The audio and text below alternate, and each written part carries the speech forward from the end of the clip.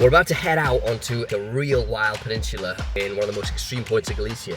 And there are tons of prehistoric dolmens. These things are like 10,000 years old. They're big standing stones. Nobody really knows what they were used for. That's the cool thing about this. All only accessible via off-road track, so let's do it. This is life on the road in Galicia. Rugged coastlines, ragged tracks, and days spent off-grid, slowly moving south. I drive the trails by day, camp where the land lets me by night, living out of the Land Cruiser, alone with the coast and the weathered edge of Europe. But this stretch isn't just about the drive. I've been plotting a route out onto a remote plateau, chasing a chain of ancient dolmens scattered deep beyond the paved world.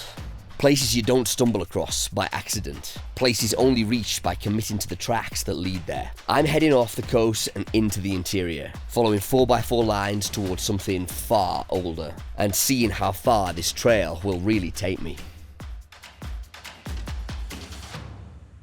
It's late in the day, and I'm searching for a camp spot by one of the Galician rios.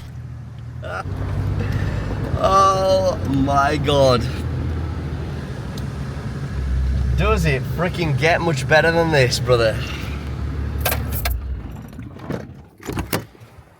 Though just across the estuary from a fairly large-sized town, this spot is isolated on its own secluded, wooded peninsula that juts out into the ocean.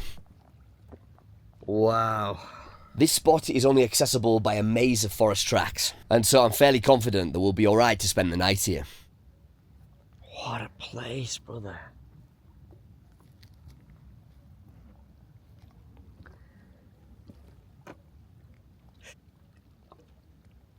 Sun has just set over there. What a day. That has been amazing. We've crushed serious miles, made really good progress through some like extreme terrain. And here I am on the coast at sea level, and I'm gonna camp here tonight. Like, it doesn't get much better than this, bro. This is the Iberian Trail, a 7,000-mile attempt to circumnavigate the Iberian Peninsula using only unpaved roads and off-road tracks. No highways, no shortcuts, and no easy way out.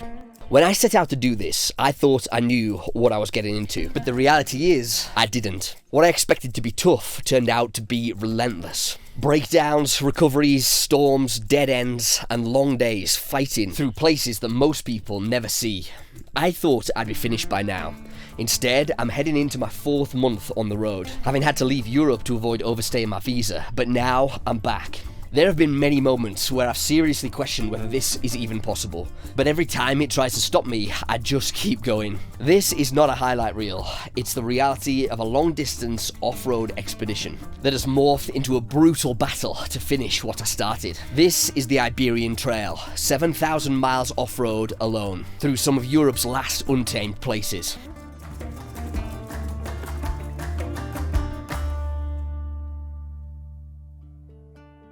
I'm located on a forested peninsula on this estuary in the extreme west of Galicia in northern Spain. Heading towards my 2,000th mile off-road, I'm on a winding route that's trending slowly and painfully south down the jagged coast of this wild landmass.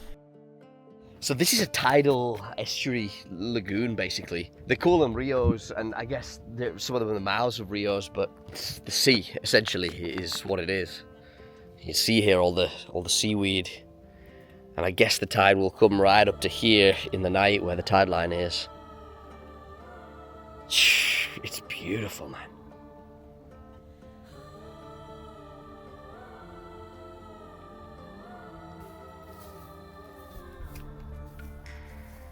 Okay, I guess let's I think I want to pull back into that campsite, into that like area there.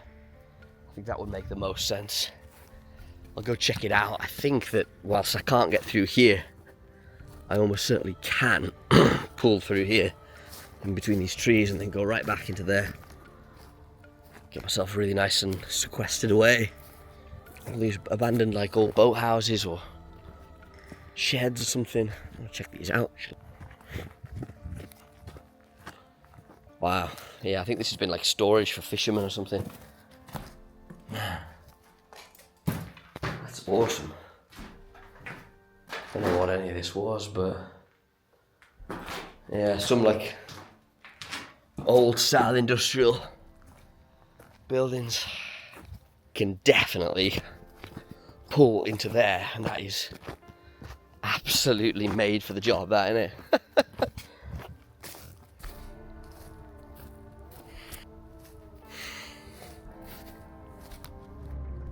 I pulled the vehicle back from the water's edge to go find a spot to get tucked in and hidden where I'll be able to spend the night.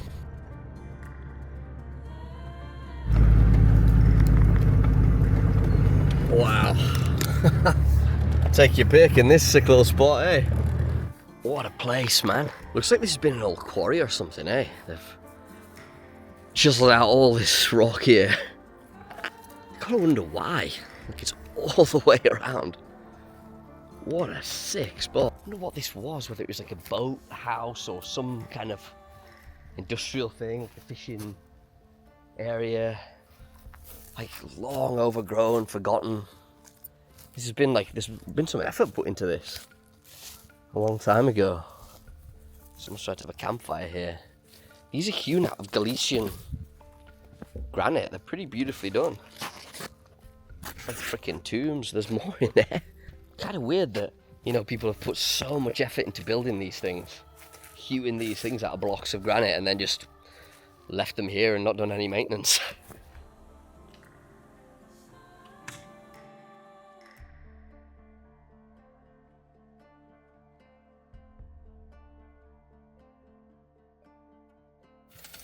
Alright, so I'm all set up at camp, and tonight we've got something pretty special for dinner. So I found a jar of Thai green curry paste in my drawer when I was sorting out the other day. And so I've had that cards marked. And so yeah, I'm going to do a Thai curry. So you can see here, I've got it going in here. I've got some shallots all frying up in oil. I've got some broccoli here, which will go really nicely with it. I've got chicken, and I've got a tin also of coconut milk, which I think I've had in there for about a year and a half.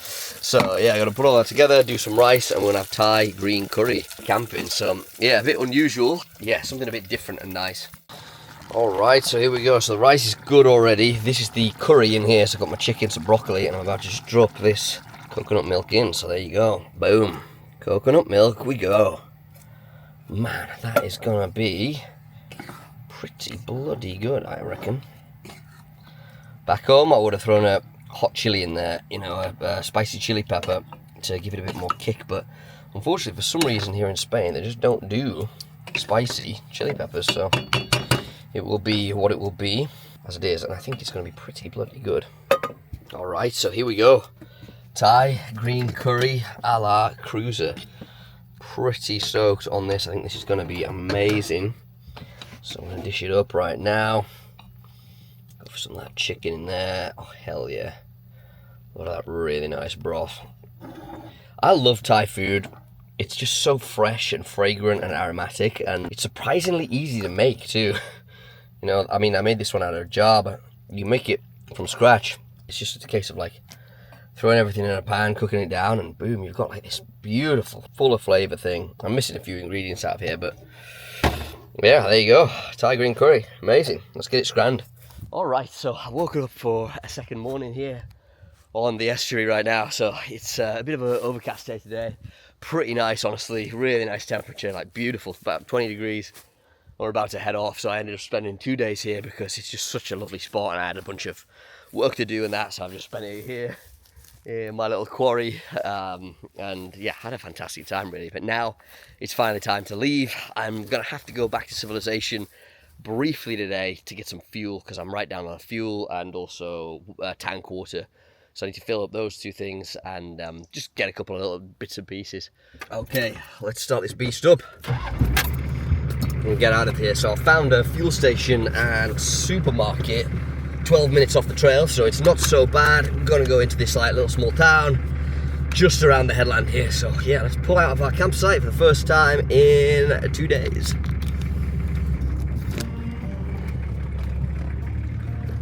This is where I entered a couple of days ago. It's a cool little secret entrance. Man, what a sight this has been.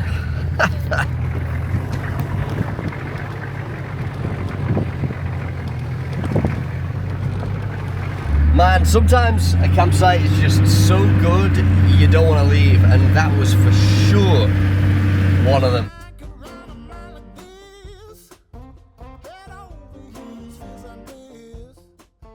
I left the forest peninsula behind and rejoined the paved road for the first time in weeks, heading into town in search of supplies.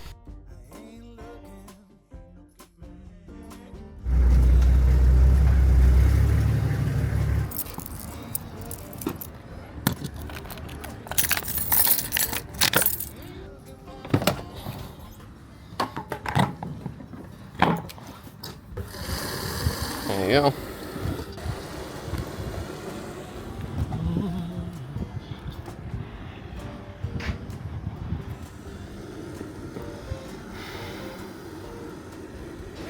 So I thought I was screwed on the tank water thing because I thought this was just air, but turns out this tiny little hose does dispense water, so we are gold.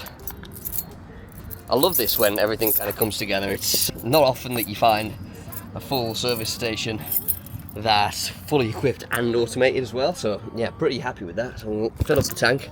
The only thing is, tiny little thing might be more of a pain in the arse than I think that it's going to be. Let's see. Better see if that just flies off.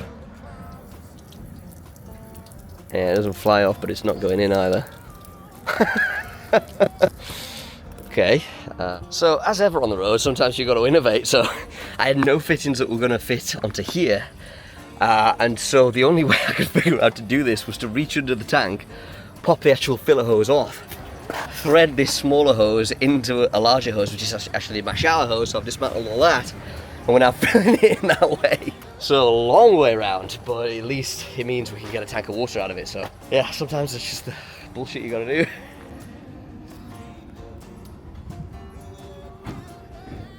Alright, we're all stocked up, so ready to go back on the road. We've got full fuel, full tank water, full supplies, got some really nice food as well today.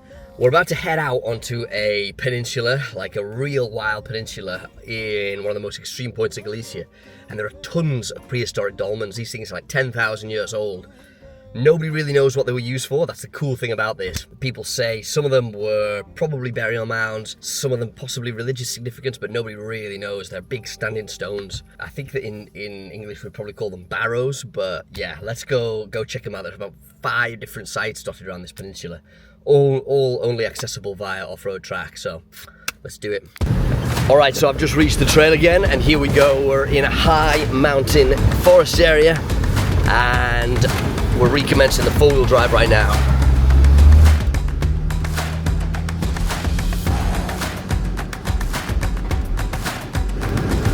Pretty wild bit of four.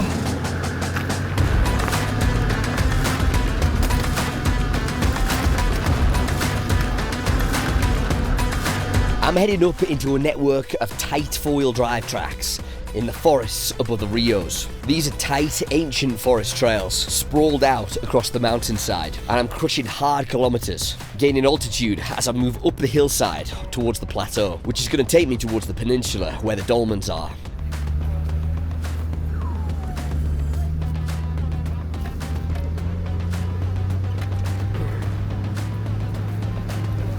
Dude, this is sick. Driving like long forgotten true four-wheel drive tracks that connect up these slightly wider, like normal tracks. Mad, this is mad fun.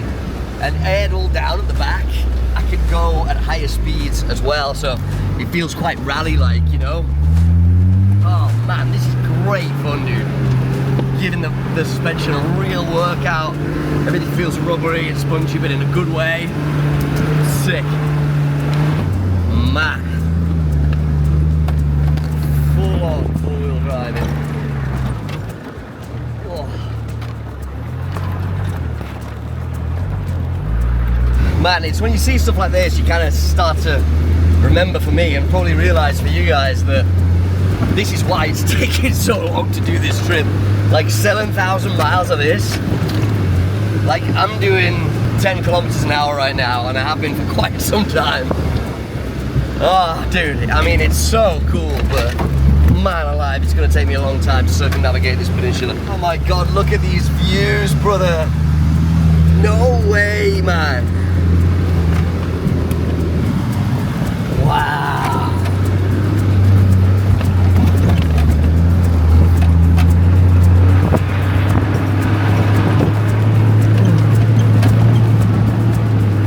Dude. Like the view off a plane, mate, that's what it is. Unbelievable, man.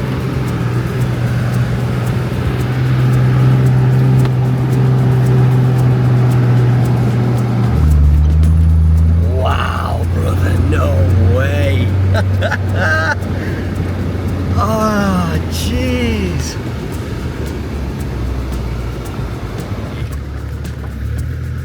Unbelievable, man.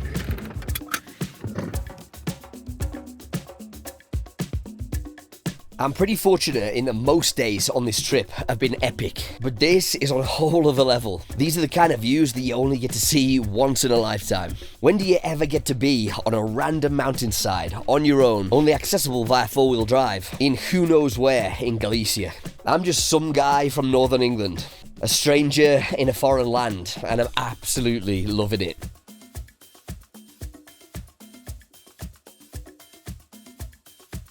Sometimes this trail is just... it's almost too good to be true, man.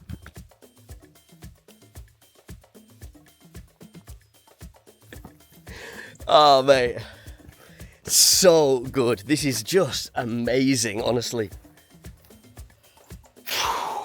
What a life, man.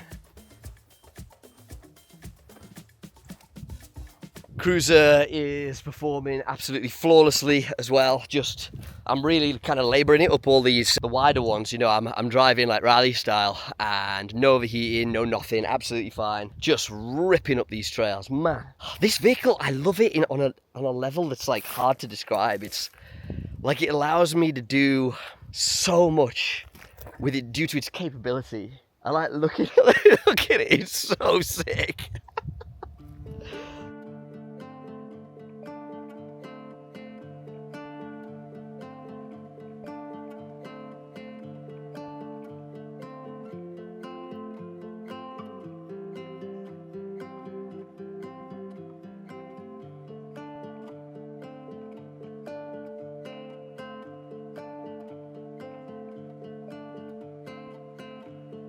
Wow, this looks like a abandoned building up here. Some kind of destroyed old house or shrine or something. Wow, no way, dude. No way, brother. What the hell? This is sick, dude. Dude, no way, brother. What? Incredible. Dude, what a place, man. This destroyed old building. This looks like it's been a sentry point or something, maybe a Franco era thing. Fucking hell. Does not look very structurally sound.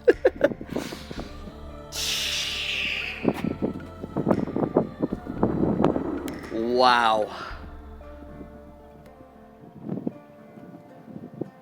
My god, dude.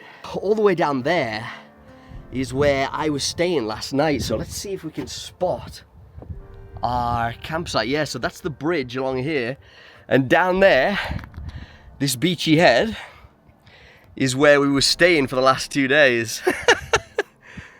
Oh man, we're high up right now.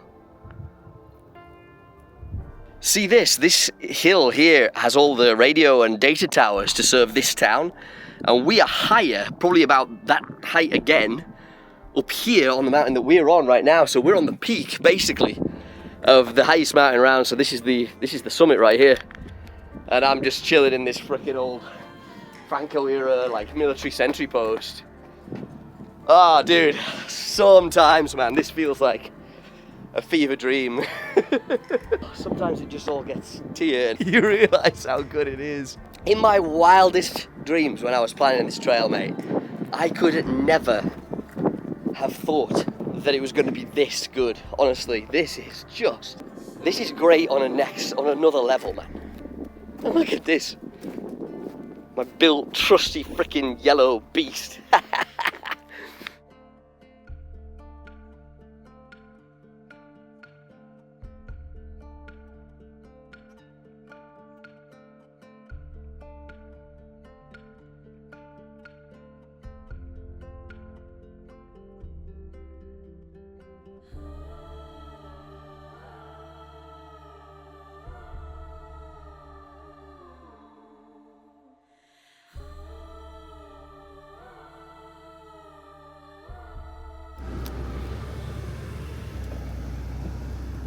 Wow.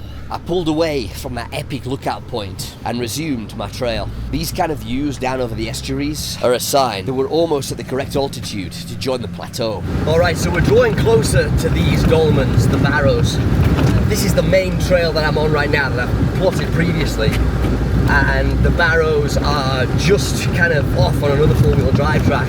I think we're going to go over like a high moor piece of land, go down and see these dolmens. There are about 5 or 6 different sites all scattered across this high moor. So we're going to go and see as many of them as we can. Wow, a wild horse, dude. Wild horses. Look at these beauties, man. Oh, buds. You're gorgeous, aren't you? Wow, rocky ass four-wheel drive track. This is the kind of terrain you need to take it really easy on. It's just like pretty horrible to drive, but it shakes everything apart as well. Right now I'm going 5 miles an hour and you can see how much it's shaking.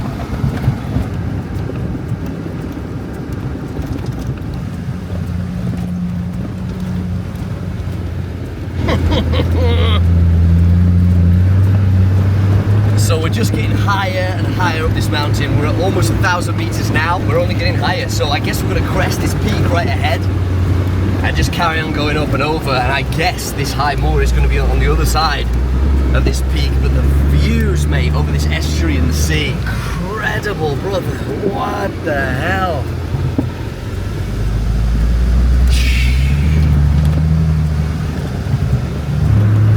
Ever upwards and onwards. A huge military radar tower. That is Franco era for sure. The old dome style radar batteries, all military, painted in camouflage so that the enemy can't see it to bomb it. That's freaking cool. Alright, so we're approaching the fork in the road, which is going to take us to the dolmens. So yeah, I'm going to leave my pre-plotted trail, head out over to the left, and let's go see some prehistoric 10,000-year-old ruins that nobody really knows what they were used for. Okay, so our trail pre-plotted goes off to the right there. I'm going to take this left up and over onto the moor.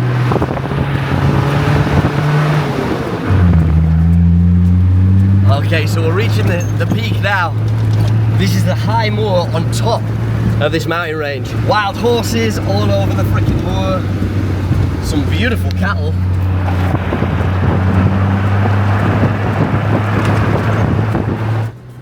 I pushed out onto the high plateau. That has been my goal for the entire day so far.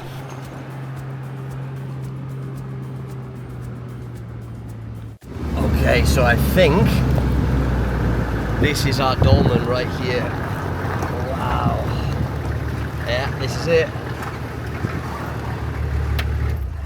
Right off the trail. So this is a prehistoric stone structure. Wow. Man. Isn't that incredible? So these huge slabs of granite were put here around about 10,000 years ago by local people for reasons we don't really know. Jeez.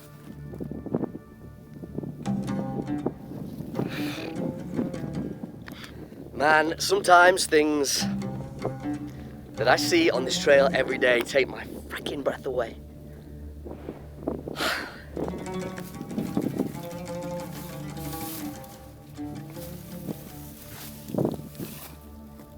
This has been like a roof structure. And this is it. So let's go back up and around. Go inside. And the cruiser over here that's brought me to a 10,000-year-old dolmen. This one's been like etched with incredible precision. All the way up.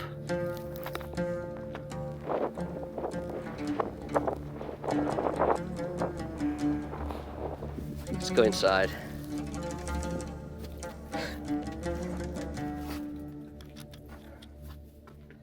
Okay, I'm now inside the dolmen.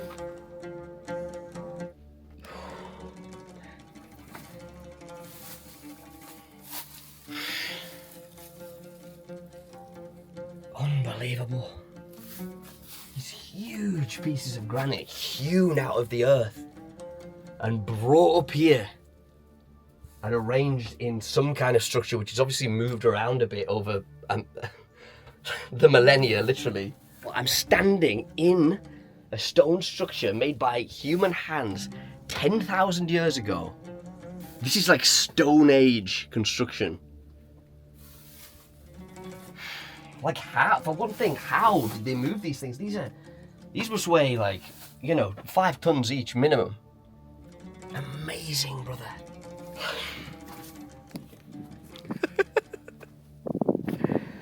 This trail leaves me speechless every single day, dude.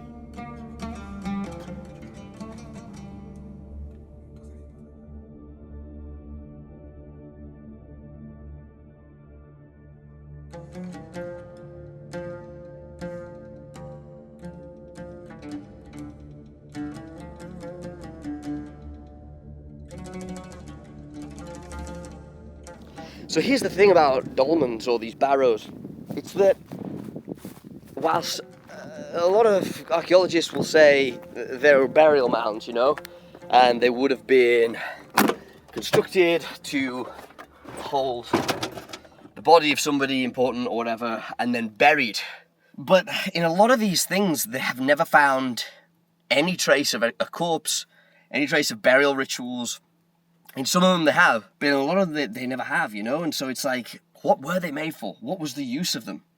10,000 years? Think about this for a second, right? Did you ever meet your great-grandfather, great-grandmother? You might have done for a brief time in your life when you were a child. Do you know anything about them, really? Anything about their personalities? Maybe there's a few things that are filtered down, and so you have an idea of who they were, but not really, Then your great-great-grandfather, well, you don't even know their name, almost certainly. Your great-great-great-grandfather, I have no concept of who they were. That's just 5 generations. Think about how many generations are in 10,000 years. I don't even know the answer. I'll have to look it up, and I might put it down there.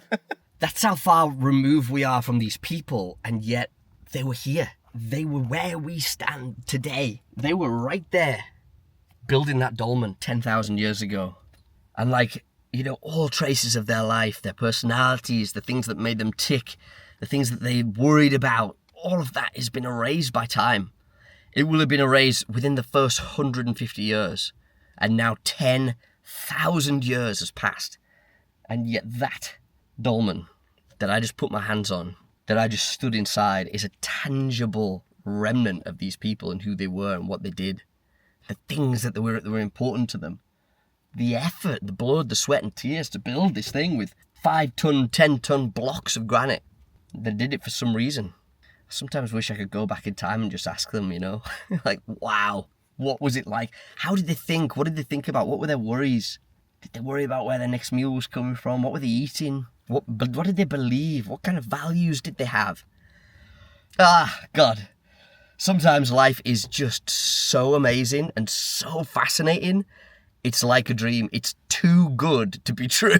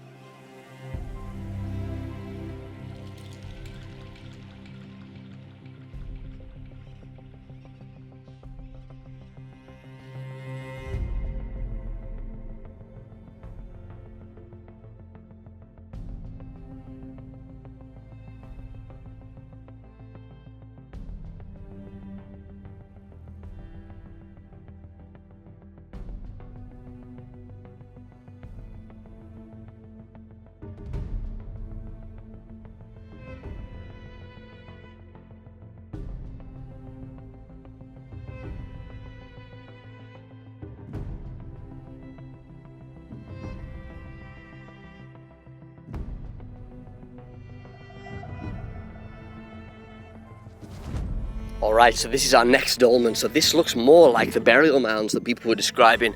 You know, they were putting these things in and then covering them with dirt to allow like an aperture inside. So let's see. Wow, okay.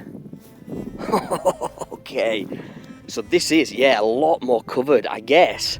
Our one down there probably was covered at some point as well, and then all the earth has been blown away through the ages. But yeah, this is it. It's a lot smaller, I think, only because the vast majority of it still remains underground.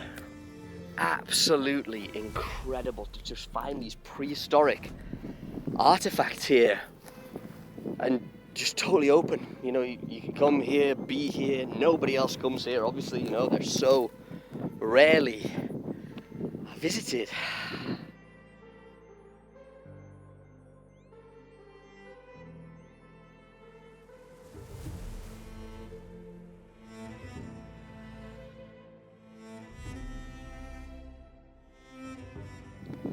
Yeah, you can see here there's all kinds of bits of stone here that must connect under my feet here.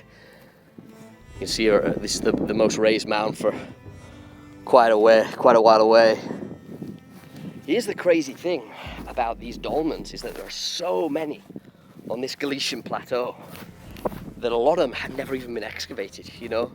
There's not funding or whatever yet to poke around in there by professionals, archaeologists. And so probably this has never been excavated, it's just remaining like this from the moment that those long dead hands put it together until now. Mate, some days I feel rather Indiana Jones-esque.